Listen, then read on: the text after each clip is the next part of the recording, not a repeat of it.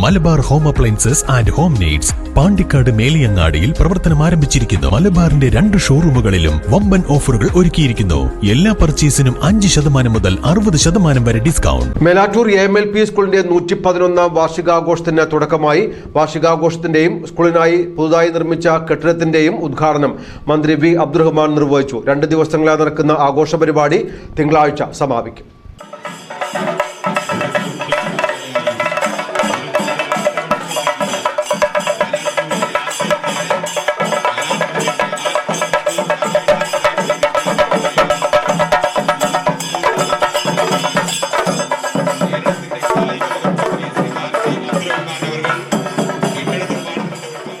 ഒരു നൂറ്റാണ്ടിലേറെയായി മേലാറ്റൂരിനെ അക്ഷരവെളിച്ചം നൽകിയ മേലാറ്റൂർ AMLP സ്കൂളിന്റെ 111ാമത് വാർഷികാഘോഷവും വിദ്യാലയത്തിനായി പുതുതായി നിർമ്മിച്ച കെട്ടിടത്തിന്റെ ഉദ്ഘാടനവുമാണ് ആഘോഷകരമായ അന്തരീക്ഷത്തിൽ നടന്നത്.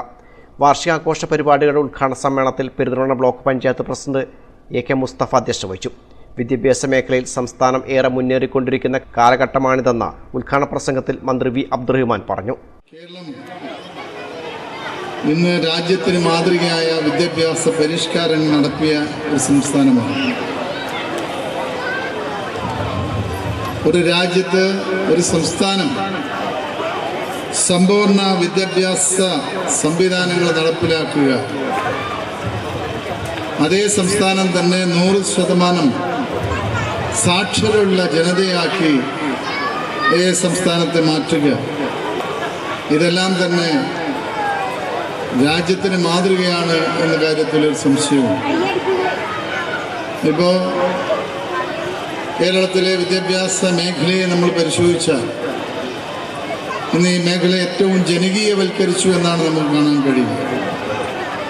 ഏറ്റവും ജനങ്ങൾ ഈ വിദ്യാഭ്യാസ പ്രവർത്തനങ്ങളിൽ ഏർപ്പെടുന്നു എന്നുള്ളതാണ് ഏറ്റവും പ്രധാനപ്പെട്ട ഒരു കാര്യം.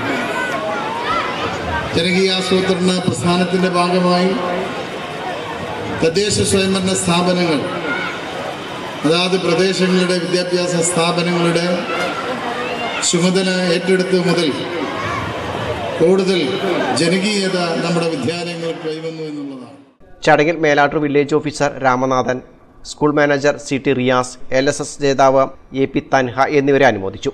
വിദ്യാലയത്തിന്റെ 2025-26 അക്കാദമിക മാസ്റ്റർ പ്ലാൻ പ്രകാശനം മന്ത്രി നിർവഹിച്ചു. ജനപ്രതിനിധികൾ, അധ്യാപകർ, വിവിധ മേഖലയിലെ പ്രമുഖർ തുടങ്ങിയവർ ചടങ്ങിൽ സംബന്ധിച്ചു.